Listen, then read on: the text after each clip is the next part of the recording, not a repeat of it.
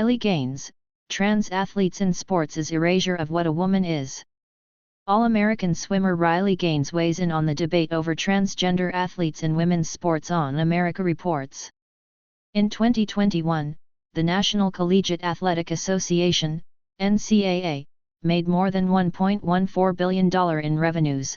About 87% came from March Madness, mostly from broadcast rights. No doubt college sports is big business. Men bring in the money. So, it is no surprise the NCAA has doubled down on discriminating against female athletes by prioritizing males to compete in their sports.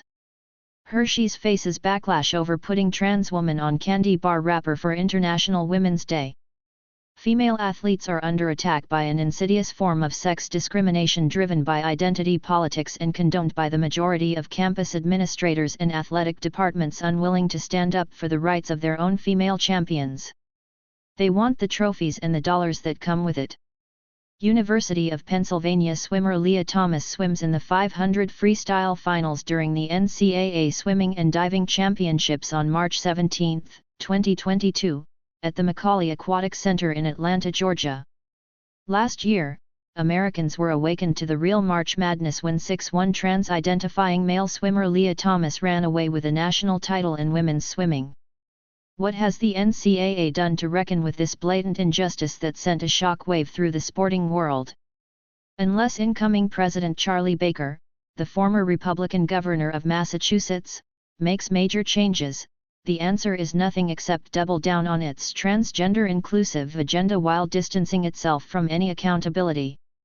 Slick new documents distributed by the NCAA force this agenda on all member schools, further denying safety, privacy, and equal protection for female college athletes. These new guidelines peddle vogue corporate trainings that deny basic facts about human biology and physiology. They continue the same tone-deaf denial of how trans policies are impacting the mental and emotional health of female athletes, including Thomas's University of Pennsylvania female teammates, who are told to sit down and shut up while forced to dress in front of a male in the locker room.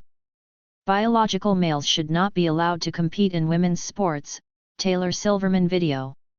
In doing so, the NCAA doubles down on stripping female athletes of their identity and equal rights under Title IX.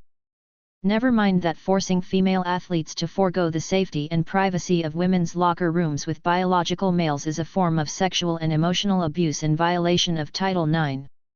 The NCAA's glitzy new Diversity, Equity, and Inclusion (DEI) review framework imposes an ideological agenda through college athletic programs. It seeks to do President Joe Biden's bidding in his quest to reclassify sex under Title IX as a matter of identity, not biological reality. Coaches care about winning, so under this new framework, recruiting biological men to be in women's sports will be an advantage. Why not play by the rules and recruit males identifying as women? That will be the trend if we don't have more courageous leaders at universities stand up for their female athletes. These elite college women athletes have trained their whole lives, had their parents drive them to practice before dawn, and attend all their events only to watch a male steal their trophy or take their scholarship. President Joe Biden has pushed to reclassify sex under Title IX as a matter of identity, not biological reality. President Joe Biden has pushed to reclassify sex under Title IX as a matter of identity, not biological reality. Reuters/Jonathan Ernst. Concerned Women for America filed a civil rights complaint against the University of Pennsylvania, and joined the Independent Council on Women's Sports, Female Athletes, and other women's rights groups at a rally outside NCAA's annual meeting to petition them to stop discriminating against women. Our rally recounted the NCAA's shameful history of allowing males to displace women in their own sports, exalting males in women's sports at the expense of female athletes, discriminating against women in favor of men who claim our identity, and denying the truth of what a woman is by exploiting and excluding women in our own sports and forcing us to accept naked male bodies in our own locker rooms. Outgoing NCAA President Mark Emmert bears responsibility for the trans-privileged policies denigrating women's sports and discriminating against women.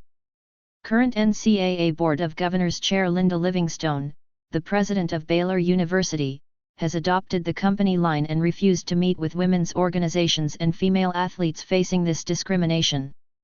The NCAA's glitzy new Diversity, Equity, and Inclusion (DEI) review framework imposes an ideological agenda through college athletic programs. It seeks to do President Joe Biden's bidding in his quest to reclassify sex under Title IX as a matter of identity, not biological reality. University of Kentucky champion swimmer Riley Gaines, who was told that she couldn't stand on the winner's podium last year because Thomas must hold the trophy and appear in the pictures, encountered Emmert after the rally. As she retells the scene, Emmert claimed he agreed with us about women facing inequity in their own sports. "Don't insult us."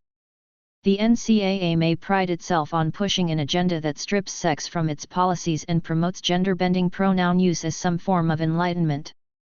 But this is more than institutional elitism. It is proof that its current leadership has no intention of loosening its grip on a trans-inclusive agenda that sidelines college women from sports and forces female athletes to lose their rights and their dignity at the fieldhouse door. After a dozen years of the NCAA pushing this destructive and malicious trans-inclusive agenda, it's time for Charlie Baker to lead change by recognizing the dignity of women and particularly female athletes.